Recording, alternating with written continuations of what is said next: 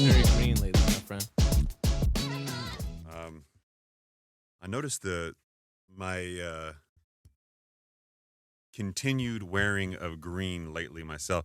So my wife's favorite color is green. Okay. And I thought that maybe, So just mine. maybe, if I covered myself in green, she would like me a little bit more. Just a little bit more. Get you some brownie points. It has been very unsuccessful as of late, but I'm going to keep at it until such time as well something changes. Yeah. Yeah. Good man. Well, welcome back to the #1 financial literacy podcast in the world. That's who we are. That is what we do. That's what we do. Yeah. Sitting next to me on my left is my partner in crime, Chris Naghibi. And sitting next to me is my partner in time, the one, the only, Saied Omar. Thank you, my man. You know how many people ask me if we're related? Oh, I know. I think it's like an underlying racism thing. They're both got beards. They both look kind of swarthy. Which is acceptable if they listen to the show. But if you don't listen to the show, you can't. Yeah, if you just seen it once and you're like, oh, those guys are related.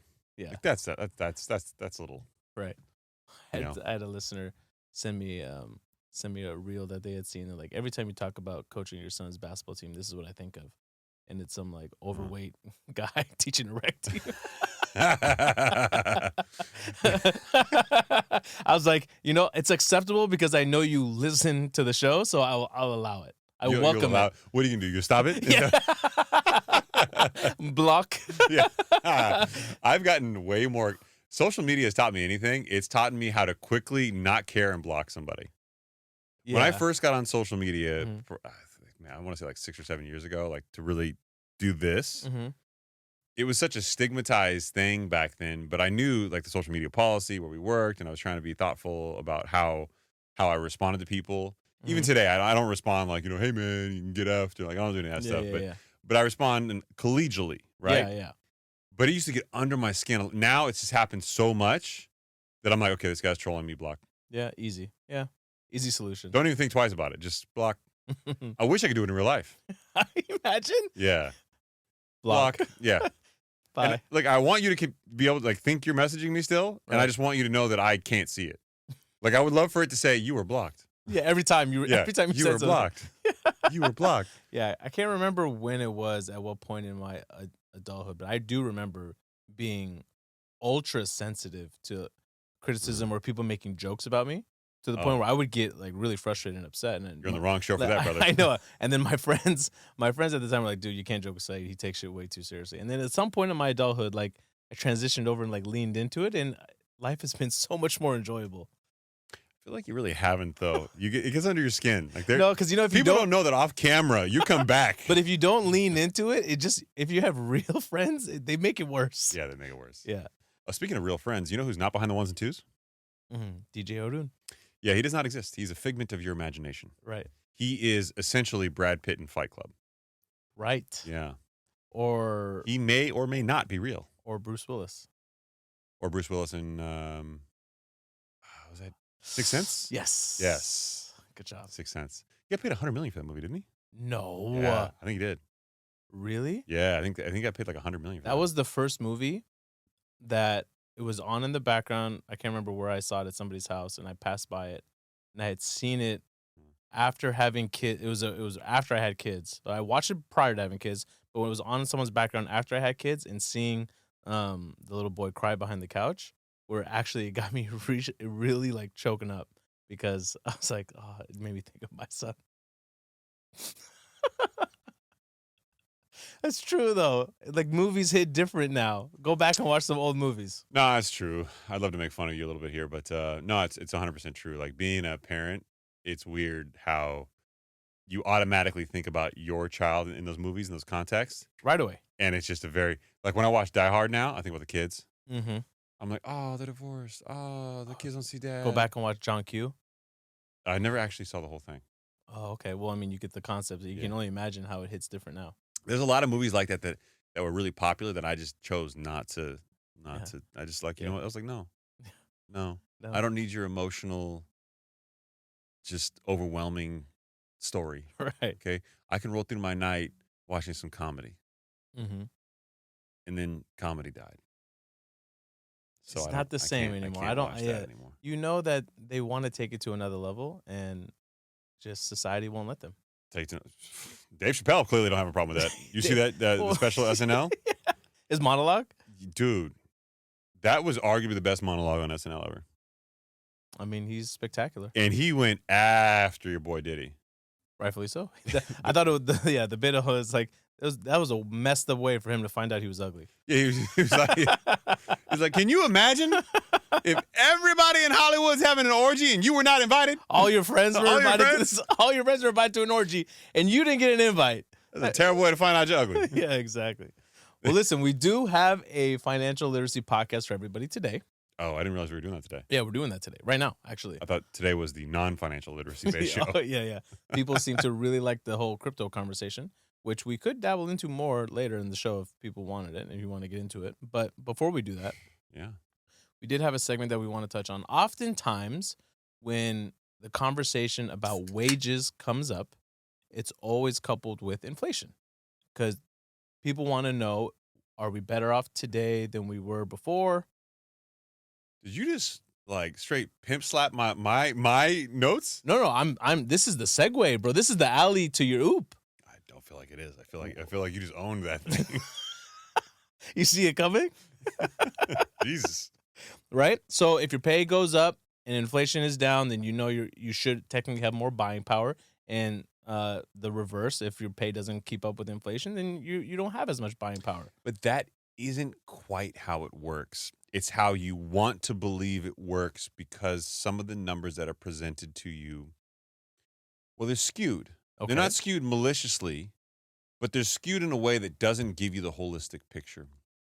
So what you're seeing in the show notes is actually a bit of me going down the rabbit hole. And so I should point out, I just choked a little bit on my energy drink. Sorry. I'm not getting emotional. You're getting emotional. This is a great time of year for year-end data for the previous year. Right? Hold on a second. Hairball. Oh, he's good. What's your allergies, bro? What's going on? Do you need an air filtration system? Is that what's going on?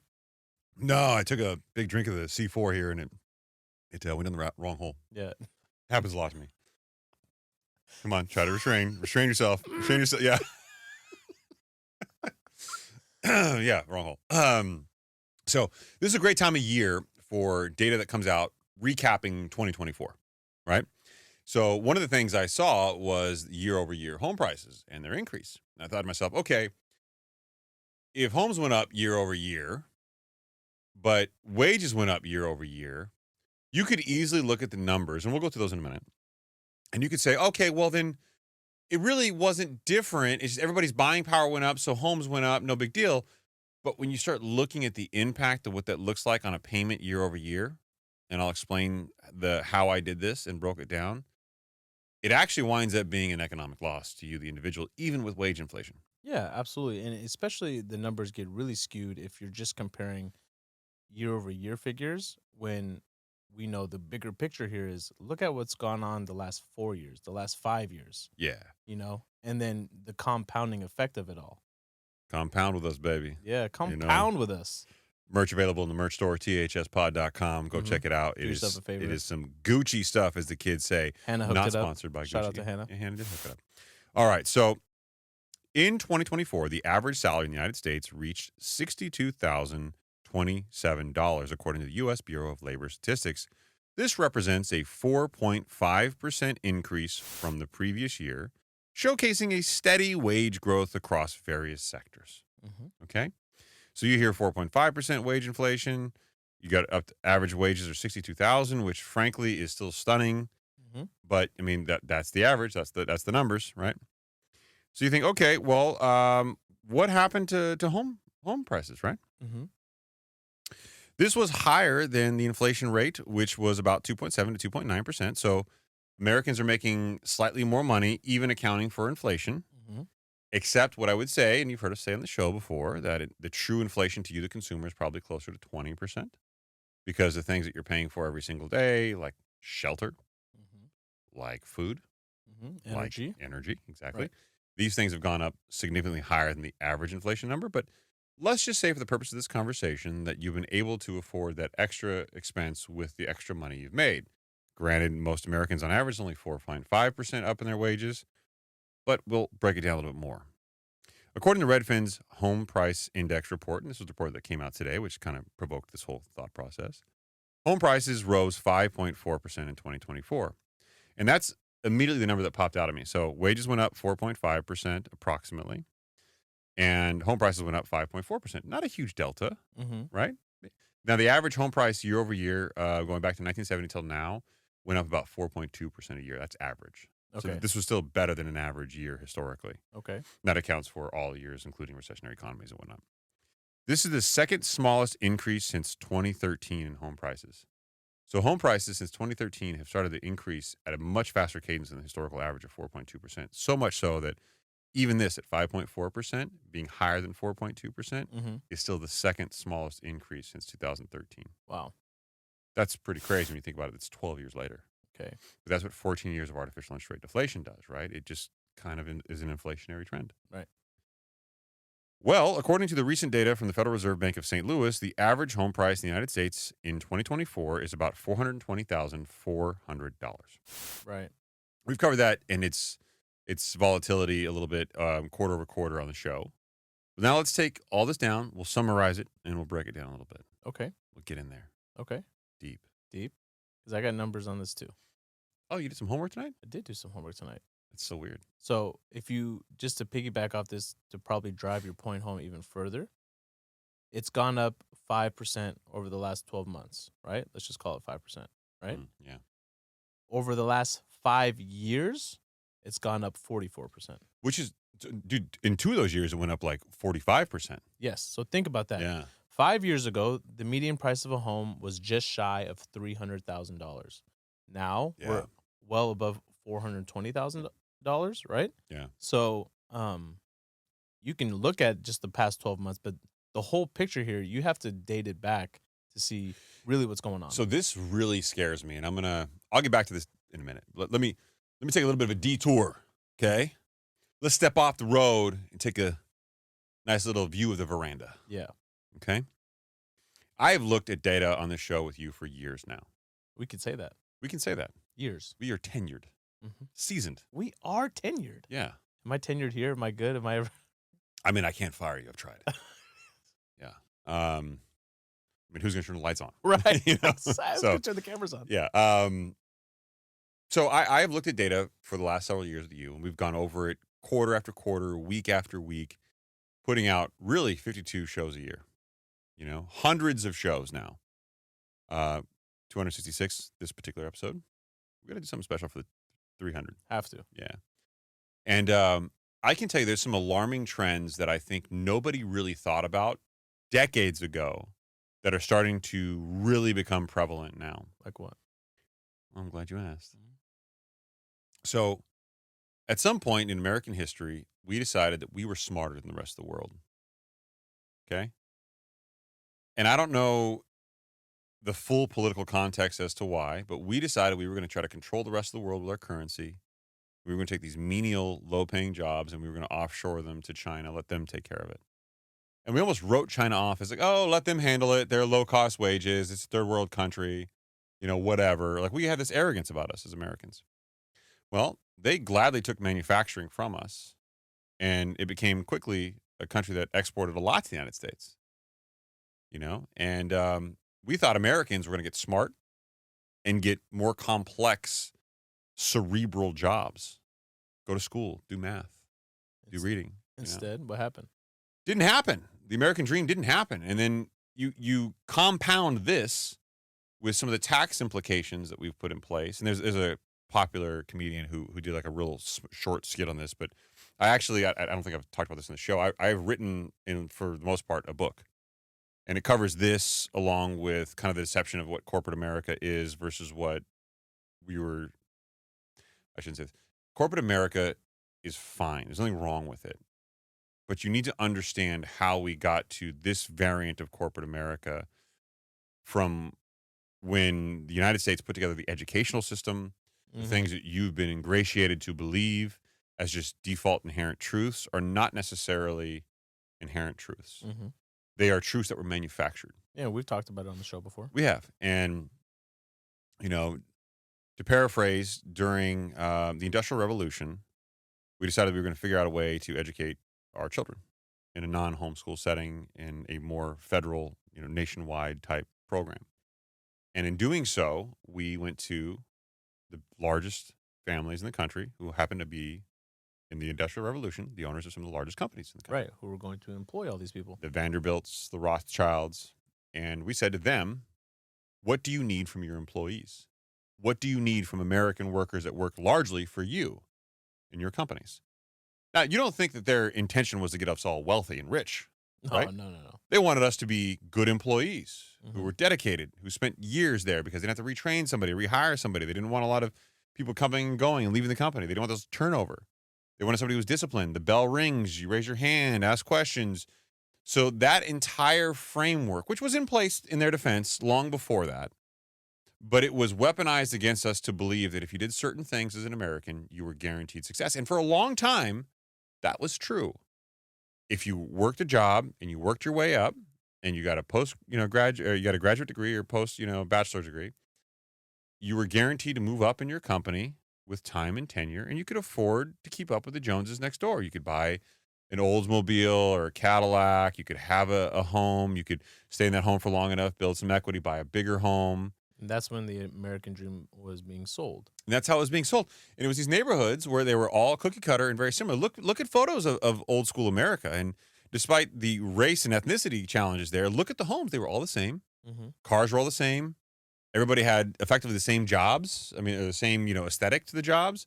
One person got a color TV. Ooh, my God, color TV. Mhm. Oh, you must be balling. But there wasn't, like, everybody kept to their classes, and you really didn't know what was going on in the wealthy class. And you really didn't see the lower class that often. You just saw your neighborhood. Mm-hmm. And that, when you think about it in context, like, that's not a big deal. Like, you had upper class, you had middle class, you had lower class. No big deal. We're not a caste-based system. We're not like India, where it's effectively, at the time, where it was effectively like you're royalty or you're poor. Mm-hmm. And there's lots of countries around the world just like that. But we thought we were superior. And over time, we thought we could control other countries with the U.S. dollar. Well, that didn't really materialize. U.S. students didn't get more and more complex and sophisticated jobs. Manual, physical labor jobs, trade jobs are still actually, they're probably more in demand now than ever before. And Americans weren't superior. And now we're trying to get manufacturing back here because we sent it offshore. The dollar is not as strong as it once was relative to some other currencies. And some of these other countries have done a very good job of keeping up. And they're not being controlled by us anymore. Right. Nor do they fear it. So you've got this system which was built under a preconceived set of notions that we would be superior and that we would continue to be, that failed. And rather than correct it, we were so steeped in it that what we did is we changed the tax laws to help the wealthy continue to be wealthier. Capital gains taxes, a lot of the real estate laws. And look, I'm all for capitalism. Like, I'm all for everybody getting wealthy. But let me ask a fundamental inherent question. And I mean this sincerely. It's going to sound facetious. I'll use myself as an example. I am taxed just under 50%. Right? That's in large part due to the state, right? I'm in California, Yeah. federal tax, state tax. For things like bonuses, 58%. Forget it. Yeah. Right? I'm taxed. And I'm not going to get into the tax code and the nonsense, and I'm grateful for all the money that I make and the things that I have, the opportunities I have. I'm grateful for that.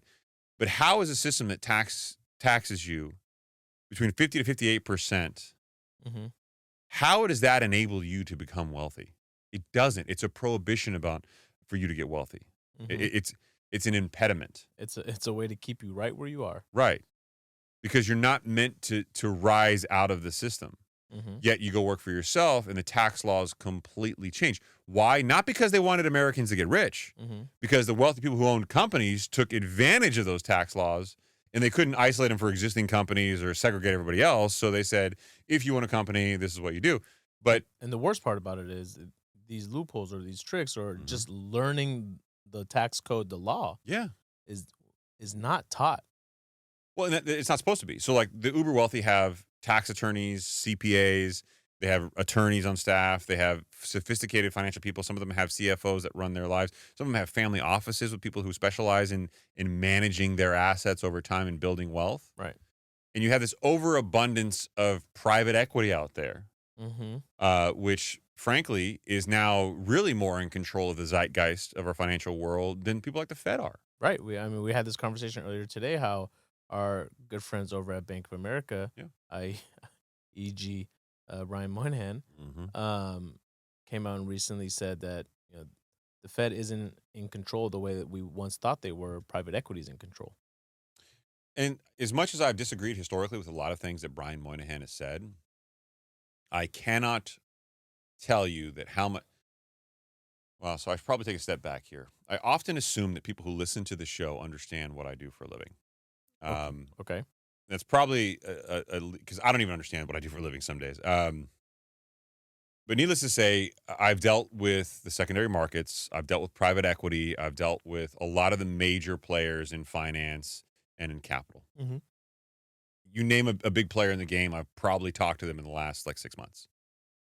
And that's not me being braggadocious. It's just me saying I know all the key players in the space. We all know each other. It's actually a much smaller community, and the bigger names are all in contact with people when you have something to offer them, or you're kind of in rhythm, if you will, without being specific.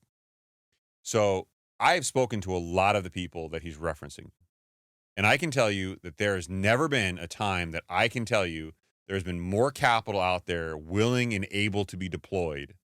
And that capital is changing the way we think about the economy.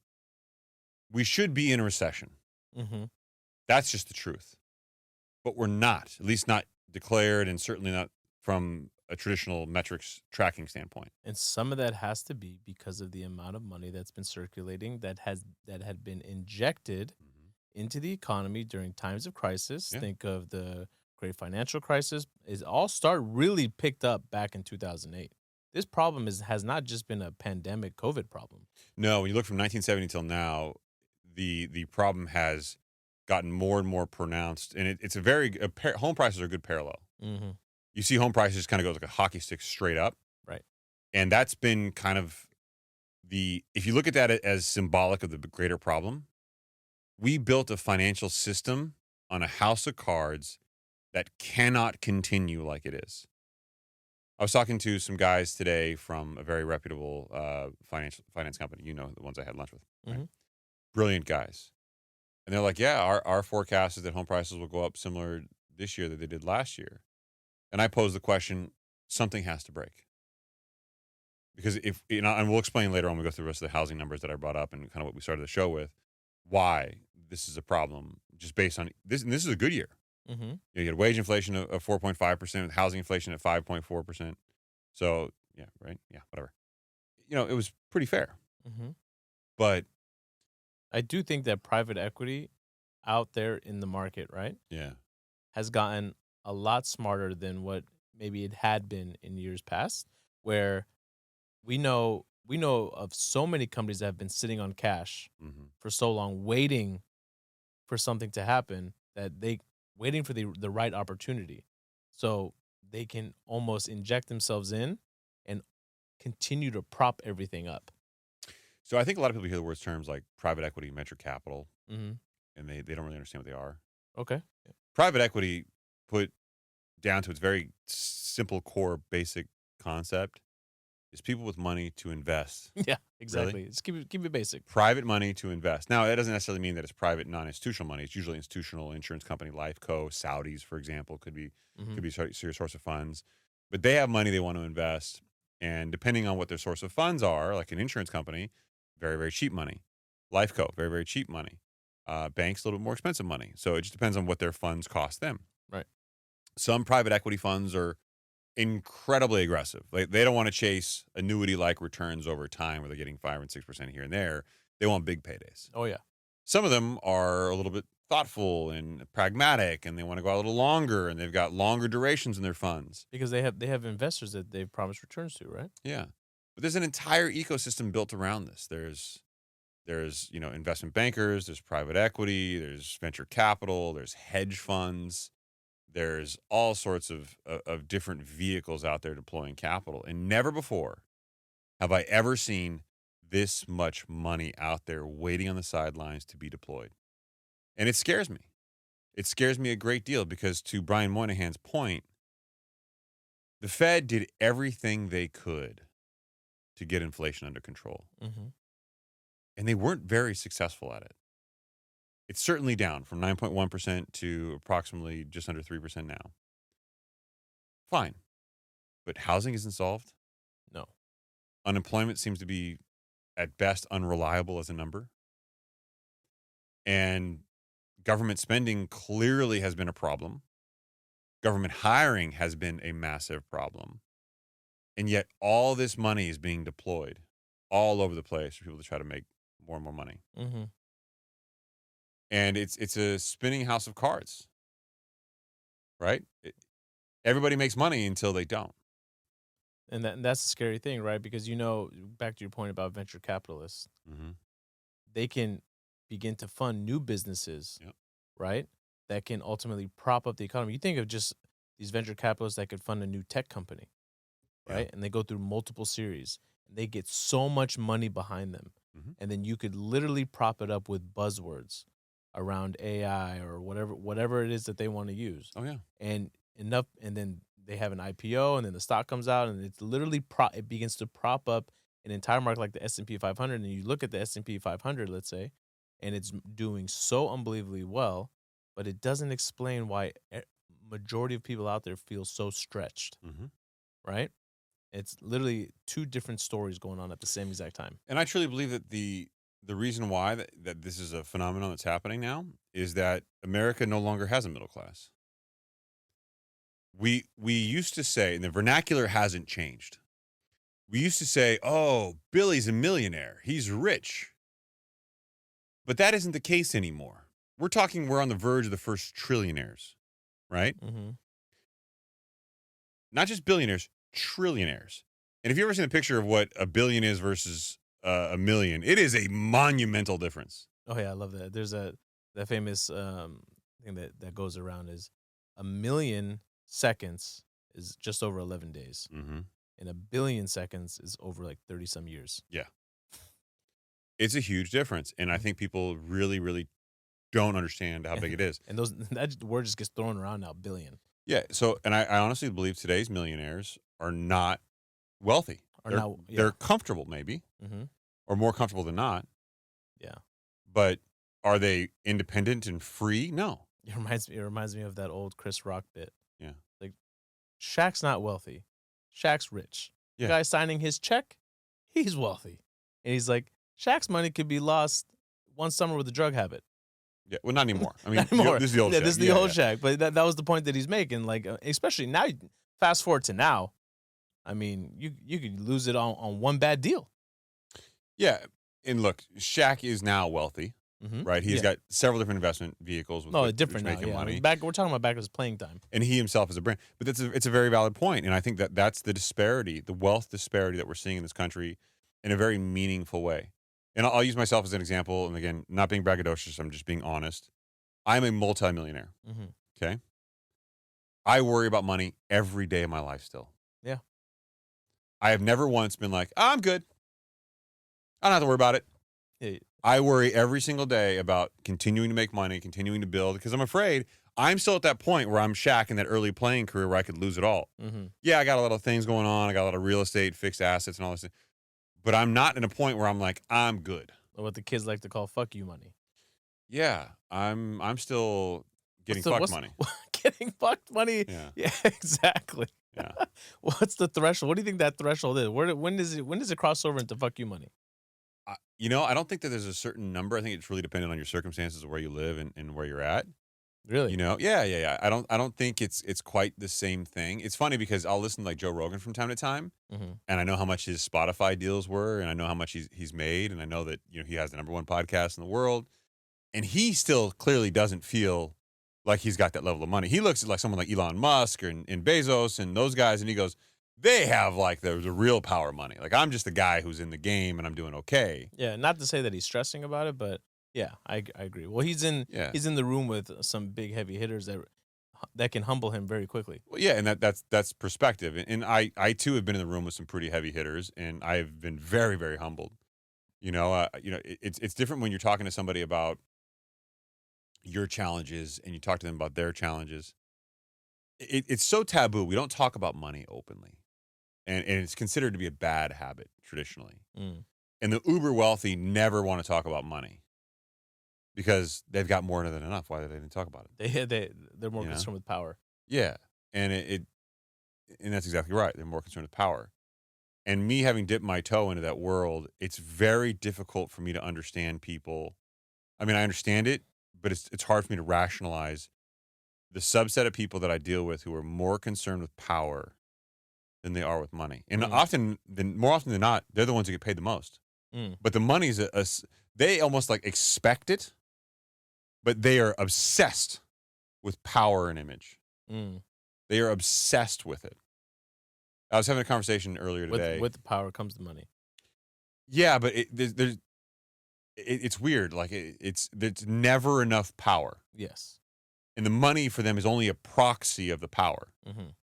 I am powerful because I command this much money. But then they hear about somebody else who commands more money and they are now feeling less powerful as a response to it. It's part of the game, right? And I was having this conversation today with somebody earlier, and I'll use a different industry because I don't want to highlight the industry I was talking about. But this was a very affluent person in a very big company. Okay. This is the kind of guy who takes private jets. You know, he's making all the money in the world. He's doing quite well for himself, right? And he's got a decent title in a very big company, but he's not like CEO, right? Okay. And a lot of people don't understand, CEOs oftentimes don't make the most money in the company. As a matter of fact, for a long time, Jamie Dimon was not the highest earner in the company of JP Morgan Chase. Wow. There was other guys on trading desks that made a lot more than him. Mind and your boy Jamie Dimon, Uncle Jamie, that is to you, sir. Yeah. Was making well over $30 million a year.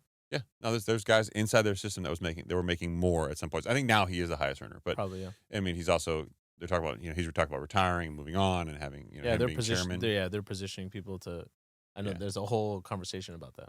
Dogfight. They just named a new chief operating officer. I was very upset I was looked off for that job. Very upset. I'm like, I didn't get the phone call, man. Not even like, hey, this position's available. Like, this lady seems like she's talented and smart and, has been with the whatever, crazy tenure. Has organization knowledge, right? Yeah, I mean, she might be the perfect fit, but I didn't get a phone call. Nothing? Not even like a text? Like, yo, dog, heads up, I'm going with somebody else. Like, nothing? No appreciation for what we provide. Like, I'm here, Unc. It comes with the podcast. Yeah, is it because I'm on the podcast? You don't want the shine. That's what it is. Yeah. That's what it is. Yeah. Chris is too good at that. I can't take that away from him. Right. We don't want to disappoint the fans. So basically, it's because of you out there that I chose not to become the chief operating officer of JP Morgan Chase. Because I want to continue giving you the gumdrops and lollipops. Right. Oh, the moist, goody, good stuff. Yeah. I chose the moistness over the power. Who knew? Right. But we were talking about, so he goes out and meets executives of companies that he, from a private equity standpoint, invests in. Mm-hmm. And he was like, it never ceases to amaze me. I'll go talk to these CEOs that clearly need my help and my investment committee's decisions to help their company. But these CEOs are not humble about it at all. How so?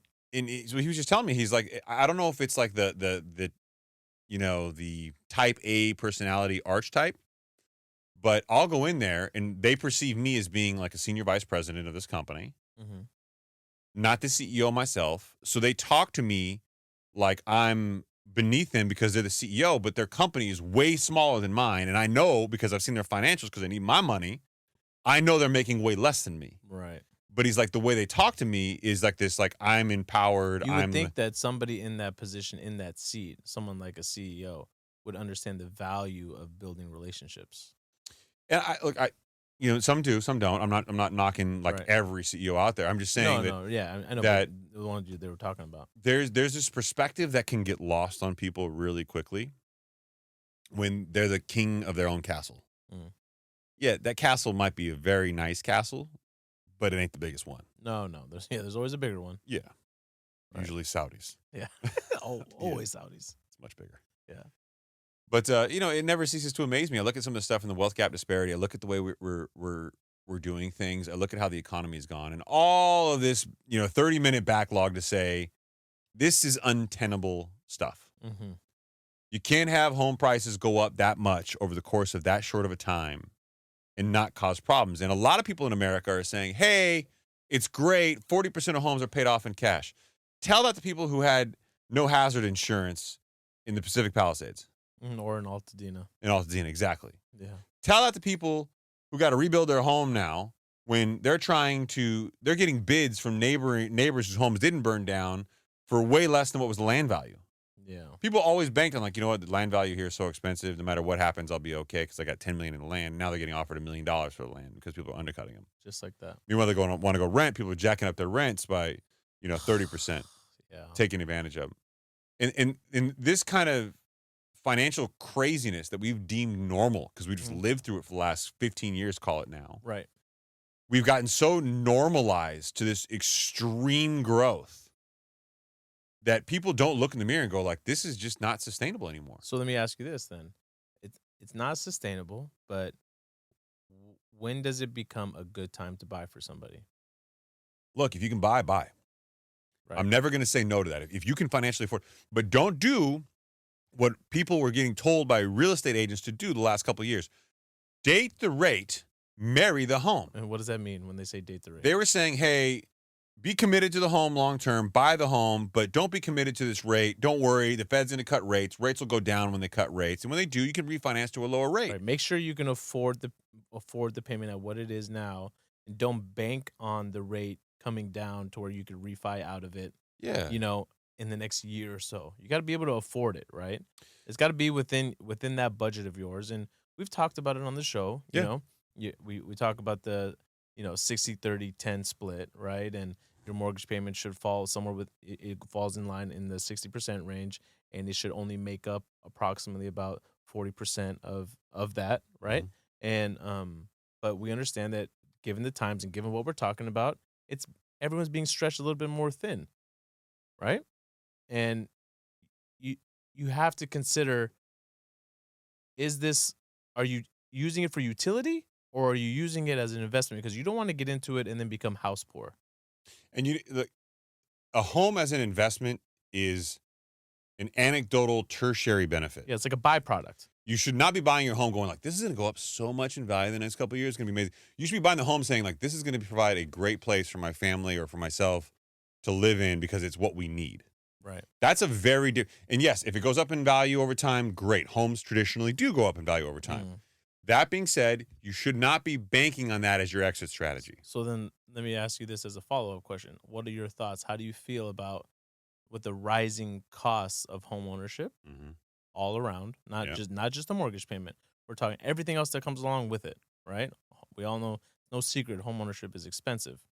And how much this affects everyone else's goals for other financial goals of theirs, right? Whether that be education, emergencies, retirement, like how much of that should they be considering when they're making their decision? I mean, I know we don't want to give advice, but like, what's your comfort level? No, I'll give advice. Look, I think that the American dream, as our parents believed in it, has effectively died. And I'm not saying that it should not be something you aspire to, but I'm saying that it's not easy. And at one point in time, your parents I'm sure everybody around you will say, oh my God, it was so hard for me back then. Mathematically, okay? And I know it's going to hurt people's feelings. Mathematically, it is harder to buy a home now than ever before in history. And don't be the troll who hits me in the comments and, says, oh, when I was a kid, 18% was rates and we struggled about. Yeah. And home prices were $5. Okay? Right. So don't come at me with that nonsense. Well, Chris, you don't understand the business. You know what? I probably understand it better than most of you. Right. You know what I mean? Like, I'm just saying, yeah. This is what I do. The home price to wage ratio was significantly less. It used to be 4x, now it's well over 6x. Yeah, it's crazy. And for people to think that, so again, date the rate, marry the home, that was all well and good. Well, people, got into these homes, they could not afford the monthly cash flow of these mortgage payments, but they were hoping that the rates would go down. They had a home, they could refinance, lower the rate, and their mortgage payment would be comfortable. The people to go, well, guess what? Rates didn't go down. Right. As a matter of fact, rates ended the year 2024 higher than when they ended in 2023. And to give you an idea, they were well over 6% at the end of 2023, and they were just over 7% to end 2024. So anybody who thought, oh my God, in a year or two from now, I'll refinance, lower the rate, take the pressure off myself financially, that didn't work. And there was a whole gambit of homes that hit the market that are people who said, I can't fucking do this anymore. Absolutely. I cannot do it anymore. Yeah. So exactly, and that's a really good point. And you gotta remember. So if you gotta be able to afford the payment for what it is currently as of today, and you gotta also remember. I'm not saying that it's always going to be like this, but at the trajectory and where home prices have gone, look at home prices 16 years ago. Wait, if you would have bought on the wrong side of that bell curve, Yeah. right? Now those people bought at technically the worst time ever at that time. And Yep. right now, you would be sitting in a very spectacular position, assuming you hadn't lost your job and you didn't have to, they didn't have to foreclose on your home. If you were able to stay in that home at that price compared to what it is today, Yeah. it ended up being a spectacular. People are envious of that position, Yeah. right? So if you can afford it, consider yourself very lucky, right? And I would, as long as it's used for the proper utility, I would recommend definitely doing it. So let me give you some color here, right? Give me color. So to summarize what we talked about at the top of the show, wages increased by approximately $2,791.22 for the average American in 2024. This is based on the salary of $62,027, and you take 4.5% of that, you get about $2,791.22 a year increase in wages for the average American. Mm-hmm. Meanwhile, homes with the same average home price of $420,400 going up by 5.4% means that homes increased $22,701.60. Okay? So you look at those two numbers and you go, okay, wait a minute, Chris, I can't really understand the math of how that impacts them on a monthly basis. Don't worry, Daddy got you. Daddy got you. So in order to come up with a monthly payment for 2023, which again, that was about 6.69% in 2023 is the average mortgage rate for a 30-year mortgage. Mm-hmm. Assuming you had 20% to put down on the average home, your 2023 mortgage payment would be $2,055.37. Now, excuse me, in 2024, where home prices rose 5.4% and now valued at $420,400, mortgage rates ended slightly above 7% in 2024. So that meant your mortgage payment was $2,241.29, a difference of $185.92 a month. Well, Chris, it's only $185.92 a month. That's not a lot. I mean, come on. You should be able to swing that. Well, talk about swinging. Yeah. If you financed a home in 2024 versus 2023, yes, your payment would be $185.92 higher due to both the rising home prices and the higher mortgage rates. Combination of both are deadly. And it doesn't sound like a lot, but approximately 79.94%, almost 80% of the wage increase in 2024 would go towards covering the cost of the higher mortgage payment caused by the rising home price. So basically what I'm saying is you take $185.92, multiply it times 12, and guess what?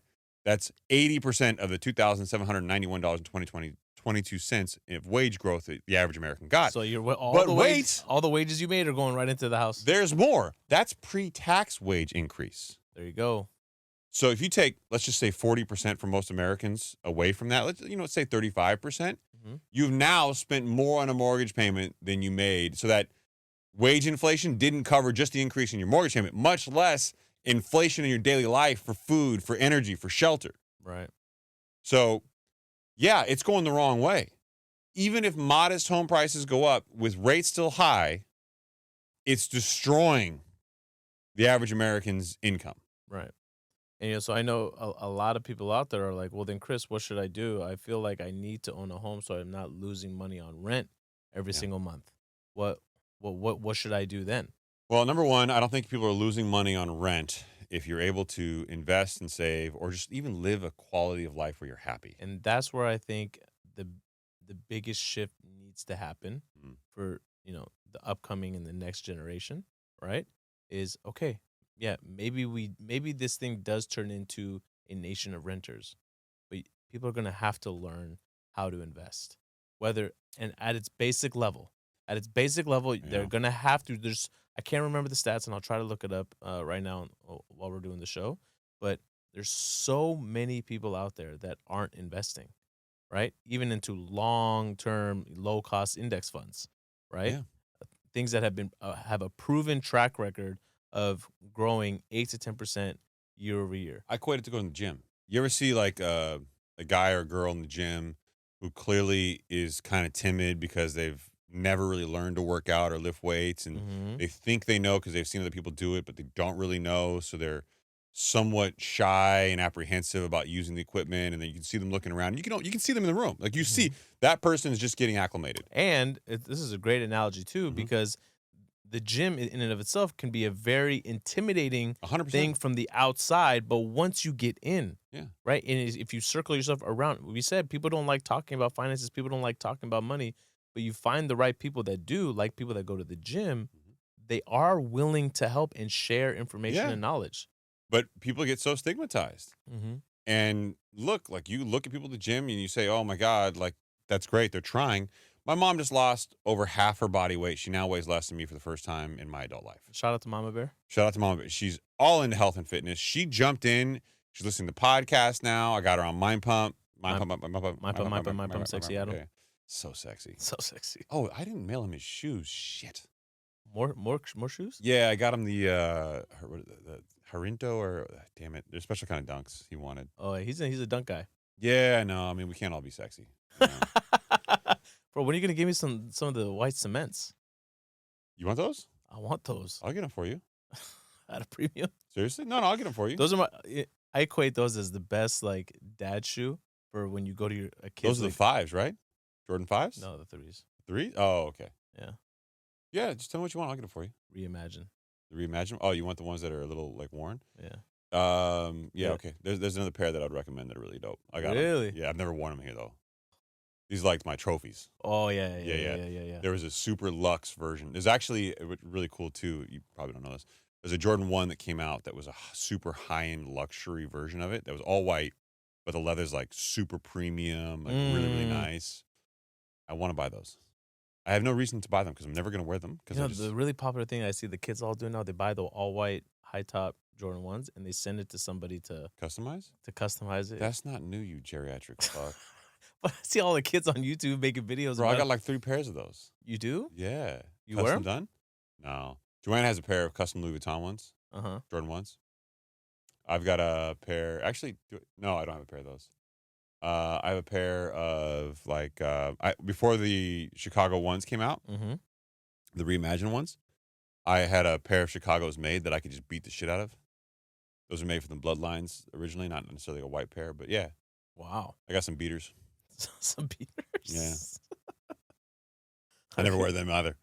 But yeah, like I think people look at there you go. Here's a stat for you, by the way. Finance and they don't jump in. Approximately 38% of U.S. adults, equating to about 99 million individuals, do not invest in the stock market. So one of the things I am probably criticized the most for professionally. Damn. Yeah, it's a big number, and I'll get back to it in a second. So is I constantly tell people on the show, and every fucking time I do this, somebody will come at me and say that it's unprofessional. What? And it pisses me off to no end. I say, and I've said it on the show, and I'll continue to say it, and I don't give a shit what anybody says, you should not be satisfied with the wages from your 9 to 5. Every time I've said that, somebody's been like, oh my God, man, you're telling people that they should not be happy with wages. You're an employer. You're telling them that they should want more. Yes.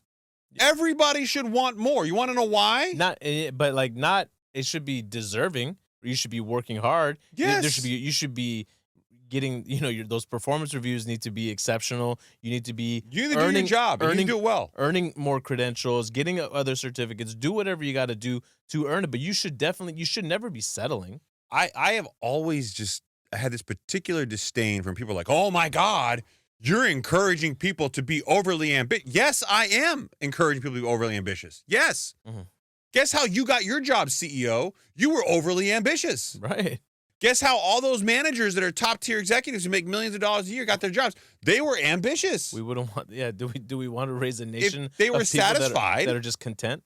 But Chris, if they all want more, then they're all gonna just demand more. Yeah, but they're also gonna work harder for it. Right. As long as the proper expectations are laid out. Okay, if you want more, this is what you need to do. And invariably, somebody will take my comment out of context and say that I'm encouraging something. Let me be clear. What I'm saying is after work, okay, you need to do more than just say, I've got a 401k, it's great. Right. That ain't enough anymore. Okay? Look at all the 65 and 70-year-olds that are working today because they need a continued stream of income because their retirement isn't enough. Mm-hmm. Or in some cases, they like their job and kudos to them. We had this conversation. We think the whole conversation over retirement is outdated. Yeah, I don't think, number one, humans are just living better, healthier, higher quality lives for longer. Mm-hmm. Good for you. Mm-hmm. I know 75-year-olds that are out riding their bike 100 miles a week.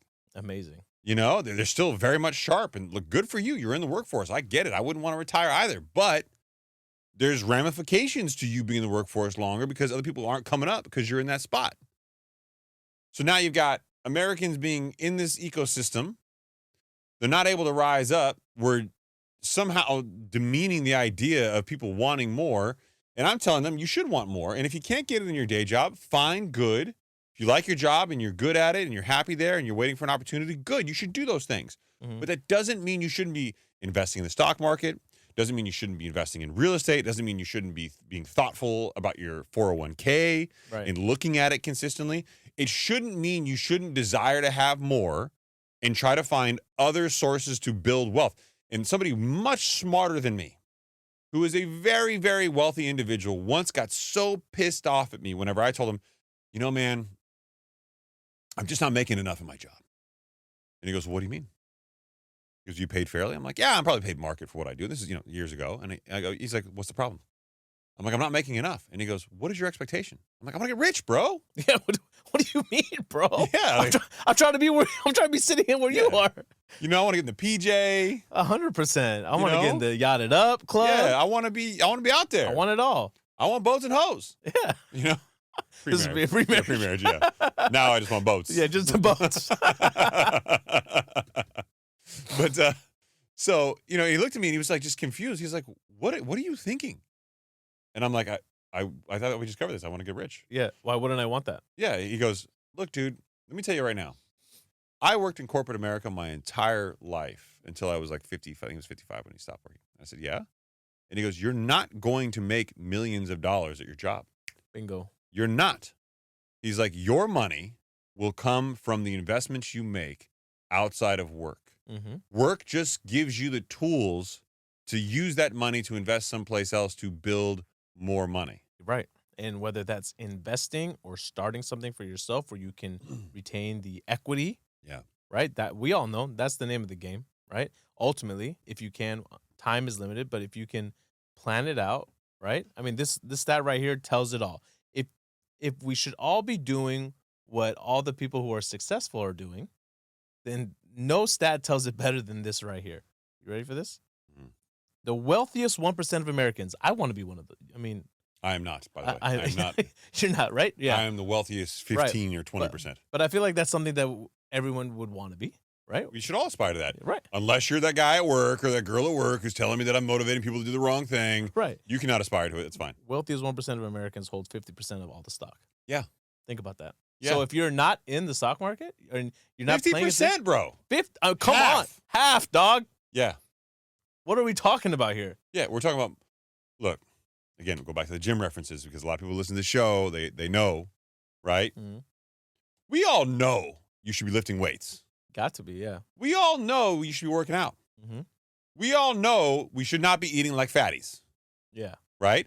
And don't get me wrong, I've been overweight in my life. My obviously family members, are overweight. Diabetes runs in my family. Some of my happiest times were when I was overweight. But I didn't feel that great at the time. And there was definitely a downward spiral afterwards. But some of those burritos, man. They hit. They smacked. They all right. But yeah, look, I get it. We all know what we should be doing. Right. But it's really, really, really hard. Mm-hmm. And then you look at that guy who's like jacked in the gym. And you're like, oh, Timothy's on steroids. Yeah. Right? We do the same thing financially, but we don't recognize it. You go, oh, Billy just came from a wealthy family. Yeah. That might be true. And Timothy might have good genetics. Mm-hmm. Timothy might be on some TRT. Yeah. But look, at least Timothy's doing something about it. He's putting, you can't take away from the work that he's putting in. And this is the part where I look at people and I say, stop making excuses for other people's success and start saying, if you want that, start saying to yourself, I can get it, but I got to do the work. And the hard part comes from when you do get that promotion. Yeah. And you do get that bonus or however else you get passed on some money. Mm-hmm. What do you do with it? Do you upgrade your lifestyle? Or do you make more investments? For the record, do as I say, not as I do. Don't buy a studio for $200,000 for no reason. Don't do what For I no do. reason. There's reasons. There's a reason. I'm an idiot is probably top of the reason list. But we needed space. We needed to grow. Mm. Little financial motivation never hurt anybody. Yeah. Jesus. What are we doing? It's a step in the right direction. I hope so, man. The construction is going to kill me. Mm-hmm. Yeah. Probably literally from the fiberglass. Yeah, inhaling the fiberglass. Yeah. Did you get it on your hands? Or you wearing gloves? I was wearing gloves. I was wearing a respirator. I had glasses on. Yeah, why but... you did it? You chose to do it without me. I don't understand. Okay. I didn't want to have this conversation live on the show, but I get in the way? Is that what it is? No, not at all. I was looking out for your safety. Oh, thank you. Okay. We all know that I've had laser hair removal. Okay, so I'm slick. What does that mean? It means the fiberglass particles won't stick to me. Oh, that's what it is. They'll stick to you. You're You're a giant all fiberglass over, all particle over the magnet. all over Like you're the knuckles? basically like when you rub your arm up against a balloon, it has a static electricity shock. Yeah, like yeah. you walk in the room, the whole thing's gonna just pop off. It's just gonna explode. All this fuzziness in the room rolling around. Right. It's just gonna create a static charge. Whammy. Right. So back to this whole conversation. You're just gonna leave that alone. I'm leaving it alone Okay. because I'm Mr. Fuzzy Knuckles. It's okay. I'm okay with it. I've come to terms. I'm leaning into it, if you will. You know, if we ever got lost someplace in the woods and you rubbed your knuckles together to start a fire, I would totally appreciate that. I would just leave you a trail Yeah. of hair just so you could find me. It ain't that thick, Wolverine. Oh, come on. Okay. For people out there that want to get started and they don't know where to start and it scares them and it's intimidating, like what would you say to them? Man, this is gonna sound Because they want to. Here's the problem: a lot of people, and I'm guilty of this more ways than one. I will let perfection get in the way of good. Yeah, I think that's a natural human instinct. Mhm. I think for most people, Like if I'm gonna do this first chess move needs to be perfect. I need to get into the right one. you overanalyze, you over underwrite, you overthink about. Yeah, I do the same thing. We all humans do that. That's just humans, right? Mm-hmm. And there are some exceptions. Some people are just like wildly, like just type A aggressive, like YOLO. I'm going to do it and we'll figure it out. Mm-hmm. Look, I don't know there's a perfect answer to this, but I'm going to give you what happened to me. I got into banking and started making some pretty good money, and I really wanted to be in the 401k and know what I was investing in. Yeah. I developed a strategy we talked about in prior shows about low-cost index funds after really getting to understand Warren Buffett's methodology and realizing that I knew a whole lot that was missing in my stock market intelligence. Mm. As I got farther and farther in my career, I started to understand things like the secondary market, like bonds. Certainly doing this. Excuse me. It's been a bad throat clearing night. I'm sorry. That's I don't know okay. why. I think it's you. Okay. We went to the new studio space and it just popped off. You know, as we got into the secondary market, as I started to understand things, I got farther into my job, more tenured. I started to understand things in a way that it kind of coalesced. It all came together. There's still a lot missing. Like my accounting understanding is not where I would like it to be. Mm-hmm. Right? There's gaps in some of the things that even today. But that's got to be one of those things, right? Where like once you start to dive in, you realize like I remember like being in my 20s, you think you know everything, and then as time, bell curve. Yeah, the bell, and as time goes on, and you learn more, you learn how little you actually do know, and it's 100% accurate. Mm-hmm. So I say all the things I don't know, and how recent I've learned some of them, as a way to say like I didn't wait to know everything. When I started buying my first property, I said to myself, "Man, sorry, I've got some extra cash. I can't afford to buy a home in Southern California. Let me see how much homes are in the Midwest." And I spent weeks looking around. Damn. It's a hairball. What'd you do, bro? You getting choked up over there talking about I'm getting emotional, bro. What's going on over here? I spent weeks looking around the Midwest, and I realized the property there was much, much more attainable. Mm-hmm. So I was trying to be cautious, but then I was like, you know what? If I don't buy a property now, when am I going to buy a property? So I went down this path of going, okay, well, how much do I have now? How much longer would I have to save before I could buy a property? And would I live in it? Would I rent it out? And then I did this simple math in my head. I said, okay, at the time I was paying $1,600 a month for rent. It was a 580 square foot junior 1-bedroom in Irvine. And I was like, okay, if I invest my money in this after PITI, principal, interest, taxes, and insurance, I should be able to make, I think at the time it was like $400 a month, Mm-hmm. which really brings my rent down to $1,200 a month, right? Where else can I go live for $1,200 a month or better? And I couldn't come up with the answer that someplace that would keep my lifestyle the same. So I was like, okay, I'm going to do this. Maybe, next year I'll buy another one. And then it brings me down to $800 a month, after. So I did. It was nerve-wracking. It was scary. I had owned a property before, but I had sold it, and, it was a whole thing. And it was really nerve-wracking buying a property in the Midwest. I wasn't close to it. I couldn't get to it soon. I remember you mentioned somebody in your family had a rule of thumb where if you couldn't get to it within 45 minutes, my uncle, your uncle, right, that he wouldn't invest in it. And that very much resonated in my head. I was deviating from rules that I had been taught were, the gold standard. But I also thought technology was on my side, and I was very nervous. I didn't understand everything about having third-party outside management. I didn't understand everything about having a home in Tornado Alley. I didn't understand what it was like renting to other people. I'd rented my home before, but it wasn't quite the same thing. It was close. It was somebody that I knew. It was a bigger home. It was in a different kind of community. There was just a lot of stigma, but I just did it. I was nervous. I was scared, but it worked out. It wasn't the best deal, in the world, but it started me on the process. The next year I bought another one. The next year I bought two. The next year I bought two. And this kept going, and I just never looked we back. understand that this situation isn't going to be for everyone. That's not the driving point, not the point we're trying to drive home here. It's more about putting yourself in an uncomfortable position, right? Right. And just almost trusting the process. And what's the worst that could happen? The worst that can happen is, look, so I made some bad choices, in some instances, and you get properties that are a little more of a headache. You might have to spend more money. You might lose some money. That's okay. I look at economic losses as part of the learning curve.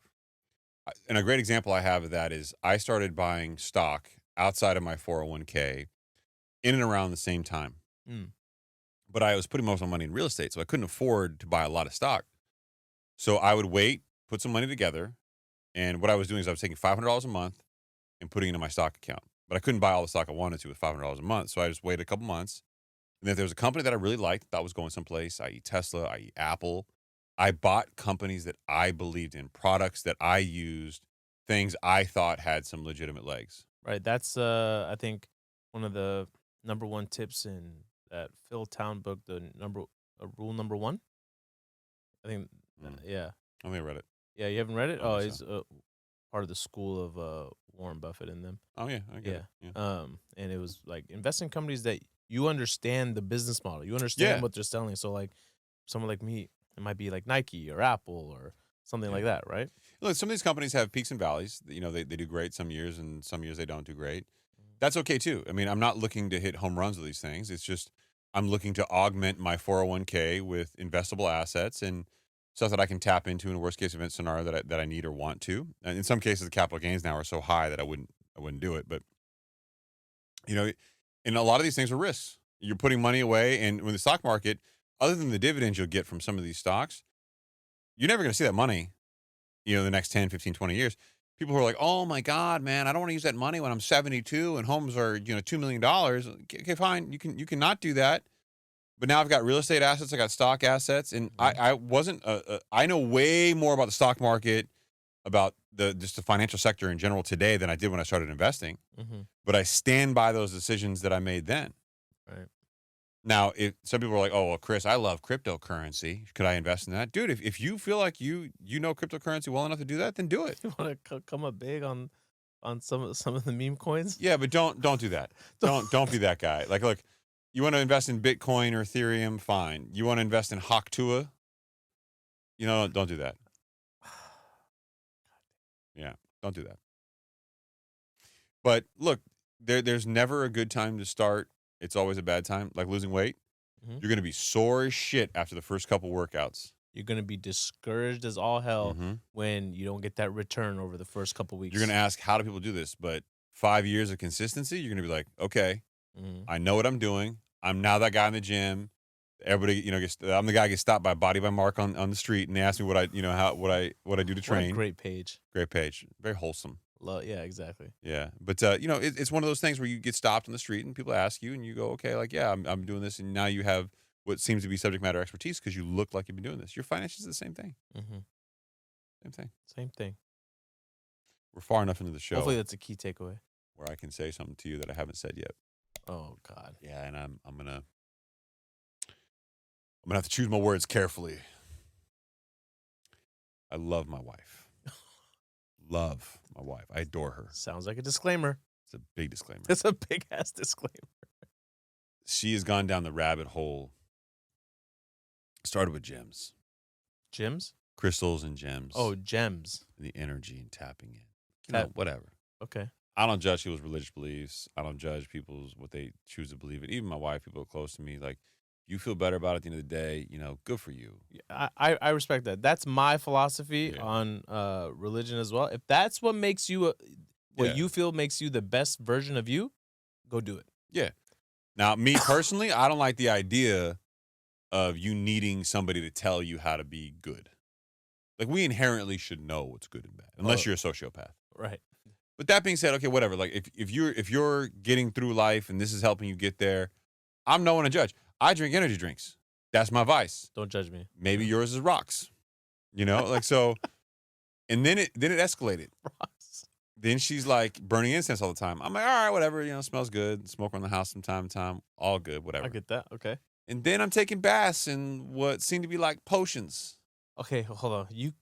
I know, and your thought process in this is you're trying to be a supportive husband. I want to support. But what is it? Where's this? Why can't it be her? Why does it gotta be you? Because she's trying to help me. She's casting spells. Wait, what if you're like, I don't need help. I'm good. I'm Gucci right where I am. So she's burning candles now. You should be coming home with Gucci belts on. She's trying to read the candles, right? Read the candles? Because she's burning candles. What does read the candles mean? I don't know.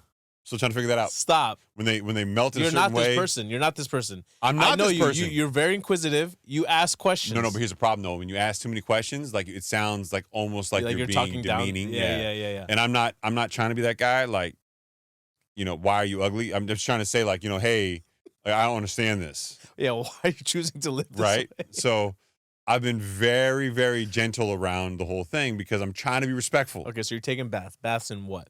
I remember you told us the one on the show with the whole what was it?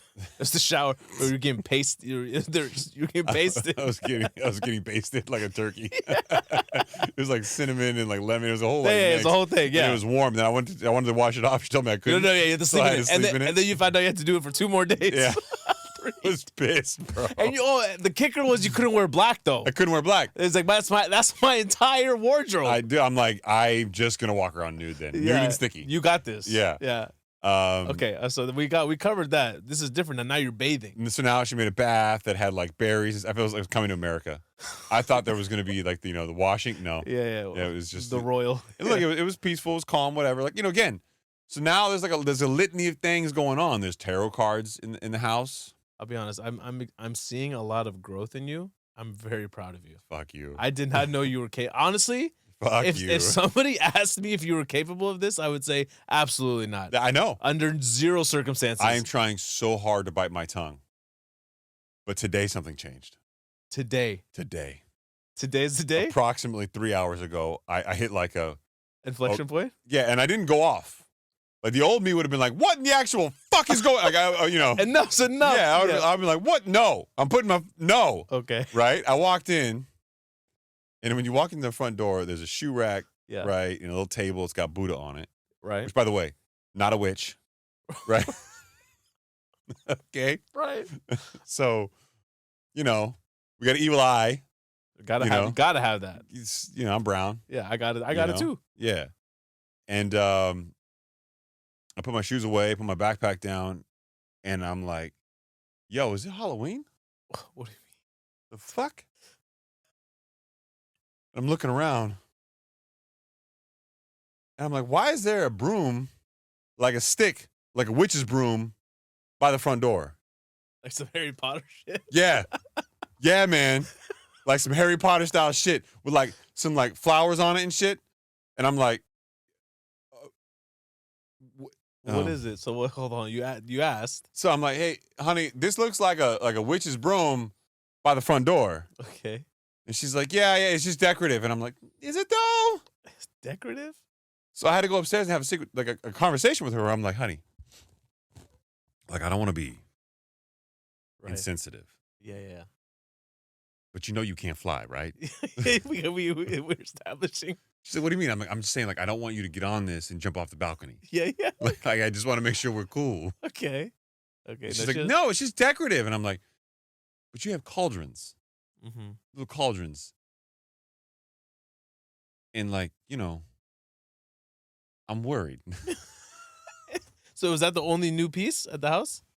Bro, that's a pretty significant piece. But hold on, she's saying it's decorative. If you got to take her for her word. I mean, she's been straightforward with you about everything else.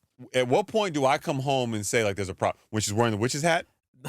No, she's not doing the whole witch's hat thing. I mean, what point? Where do I go and say okay? This isn't as bad as the baths, bro, or the pasting. This is not. This came after that. This is more.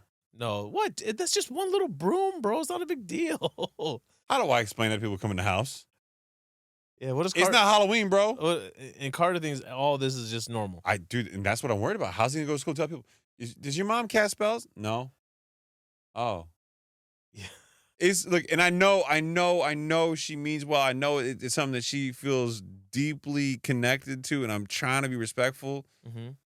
But man, I just don't understand. So back to that point about Carter going to school and what conversations he might have. So some of the fibs we have told the kids are I'm worried that they're going to start catching up to us soon. They will, yeah, really quickly. Yeah. So our kids they're very they like to be very clean. Okay, especially when it comes around the bathroom time, right? They go number 2. They need to be washed.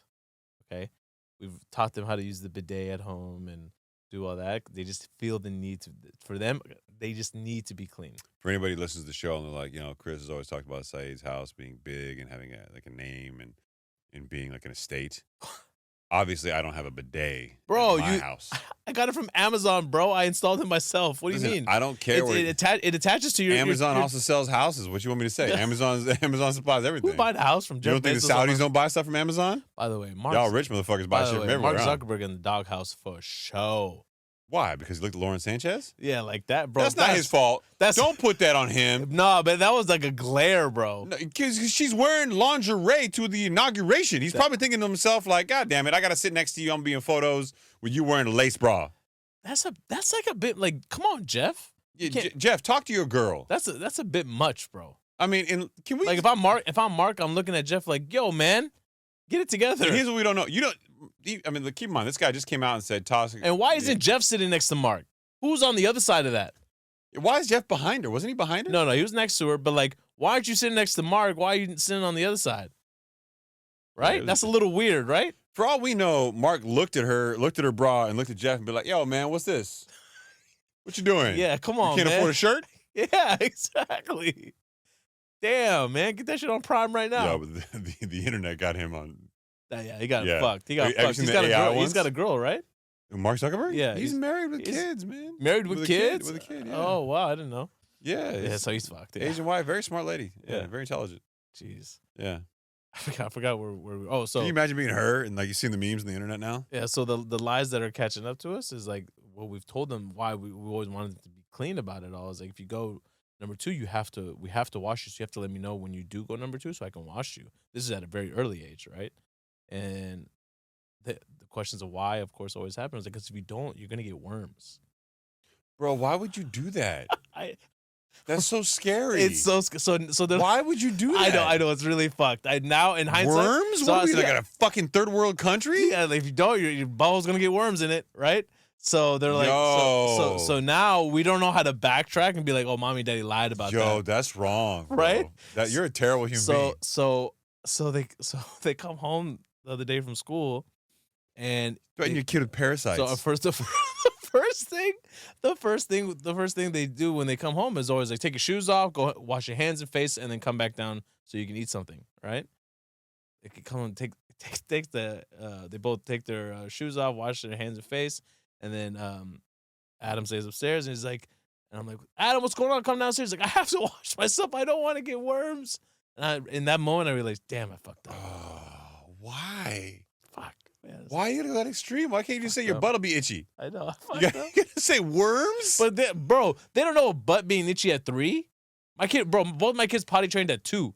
Okay. At 2. Okay, first of all, my son, who's 5, Yes. will close the door on me and be like, Dad, I want privacy. Yeah. And close the door on my face. And he's in there like playing around. I hear you. Yeah, you're not. What you doing? Yeah, you're not. He's like, I'm going to the bathroom. I'm like, it doesn't sound like it. I know. I've caught my kids taking like books and toys in there. I'm like, what are you doing? This is not the area. This is gross. Stop. Leave this shit up. Go in there, take care of business, come back out, and do whatever you want to do. Like as if you don't get enough time to play with this shit. You know, when I was younger, a younger man, yeah, and I was single, I could not go to the bathroom with somebody hearing me. I turn the water on. I'm very, I come to you. I'm still very much like that. I don't know why. It's like, I don't view it as like, I don't want to gross other people out. That's the thing. Here's what you need to do. Okay. You need to marry a Filipino. Okay. My wife, from the very early onset. Yeah. My wife moved in on the second date. Okay. Yeah. Early on, she did not, she has no boundaries. Like she doesn't care. Like she wants to come in and talk to you. Yeah. Like I went from like, not being able to be any, like I would literally go downstairs, go to the bathroom with the water running, and then go back upstairs where she was. So I didn't want her to hear or smell. Yeah. Now I'm like talking to her. I'm sitting there like, yo, what's up? Oh, sorry, what's up? Yeah. Like, it's just so weird. I'm still very much the guy where if I come over to your house, if I'm invited over to your house for the first time, I haven't been there before. The first thing I'm doing is scoping out where the bathroom is in comparison to where everyone's gonna be sitting. Oh, my house is the worst. I'm like, oh, I can't come back here ever again. This is unacceptable. My house is the worst. Everybody gonna hear you. Yeah, everybody. You can't get away from it. Yeah. It's the worst bathroom placement in between the living room and the kitchen. Yeah, right there. It's the worst. Yeah. There is not a place that you will not be heard. Yeah, you don't care. You make people feel uncomfortable. I love it. If you hear somebody in the bathroom, you're calling them out while they're still in the bathroom. I'm outside. Yeah. Hey man. I hear you in there. Yeah, you didn't sit down, bro. Flush. Nothing bothers me more than people coming over and not sitting down. What do you mean? The fact that you don't know that tells me exactly where you are. What do you mean not sitting down? When you go, number one, at my house, bro, your ass better be sitting down. Don't be standing up there. This is not a public restroom. I'm a dude. What do you mean you're a dude? Sit your ass down. What are you talking about? No. Yeah. That's gross, bro. The splatter everywhere. I'm supposed to clean it? I'm supposed to clean your piss on the floor? Okay, first of all, I don't have splatter everywhere. By the time I'm actually going to the bathroom, it's probably like 1.5 inches away from the water. Okay? So it's just going whoop. Oh, okay. Okay. It's not, there's no splatter. I see what you're doing here. Yeah, it's just you drop the anchor down, do your thing, pull the anchor back up. Unbelievable. It's not like I mean, like, I hear what you're saying, but you're also the kind of guy who like triple layers up if you go to the bathroom in public on the wax paper ass gasket and think you're safe. Ass gasket. It's not doing you any favors, bro. Honestly, we could sell that. We could sell that online. Our own higher standard ass gaskets. Gaskets. People buy. So we have a picture in our bathroom, right? For the guests. Of ass gaskets? No. So if you were to sit down and you look at it, there's a picture there. So if people who have never come to our house use our restroom and they don't come out asking like, oh, that's or they don't say that was a really cool thing that you have on your wall, because there's no way you wouldn't mention it. When they come back out, I'll be like, oh, I know you didn't sit down because you didn't bring up the picture. Otherwise, you would have said something. And then I got to go in and check to see, because if other guests come in and it's all dirty, I got to clean it because I don't want there to be, you know what I mean? It's a whole thing. So what I'm going to do is I'm going to dehydrate. I'm going to take like a vitamin, a multivitamin, so I have that really, really bright yellow pee. And I'm going to go to your house. I leave it in. And I'm going to pee on everything. Just to mess with you. Yeah. The neon pee everywhere. How did we get here? I know. That's probably my fault. So, it's definitely your fault. Yeah, some way or another, it's my fault. Worms. What a dick move. I know. I feel bad. I'm gonna have to admit. You should feel bad. The problem is if I admit to this lie, it's like kid. Then it's like now. Probably told them gummy worms are real worms too. Huh? Now they're questioning everything. If I admit to this lie, you're a terrible human being. Right. Oh, by the way, that's a minute, hour and 20. Whatever. We got time. People probably checked out already. If you haven't, thank you so much. If you're watching this on YouTube, It's too late to do this. I know, but if you have, I know they already have, right? You would imagine if you haven't subscribed by now. Who are you? Yeah. Why? Well, why are you here? Yeah. Oh God, we got to read the review too. Okay. Do you have something else you want to talk about? I did want to say something, but I lost my train of thought. Hold on, I got to read this review because we always promise that we do. Jesus. We got another 5-star honest review. We did. It was a good one. This from Corey V1. Remember, this review is from Corey V1, not anyone from the higher standard, right? Allegedly. we don't know that to be true. All I know is that it showed up, and I'm grateful for it. Hottest show around. 5 stars. Hot! Clearly, honest. Yeah. You can tell this show was created in Cali because this show is fire. A little too soon. A little insensitive. Appreciate the sentiment. Yeah. A little insensitive. Yeah. I get where it's coming from. I do. Slightly too soon. Slightly too soon. I respect it. I respect the effort. Yeah, maybe after it rains here a little bit. Yeah. Let's get out of the drought, right? Honestly, this show is always my go-to weekly podcast. Ever since Chris's guest appearance on Mind Pump. Yeah, I'm out here doing my thing. Yeah. I've been listening to it religiously. I even, from time to time, will watch them on YouTube to see Number One Dad. Clearly not me. And bodybuilder Chris. Although, I don't know, you can be the number one dad when you're lying to your kids telling them to get parasites. I feel like you're lying to your kids about Santa. And what is it? Let's see here. See bodybuilder Chris in their full peptide pumping glory. There you go. Show just got flagged. I miss my baby girl Maker Odun. In the famous words of Papa Pow, thank you, just close that effing door. There you go. I respect it, Corey. Thank you, my man. Solid review. Thank you, Corey. I appreciate you. You can leave us an honest 5-star review on Apple Podcasts if you listen to us there, or you can just leave us a good 5-star review over on Spotify. I tried to talk Arun into coming back, and he left me on red.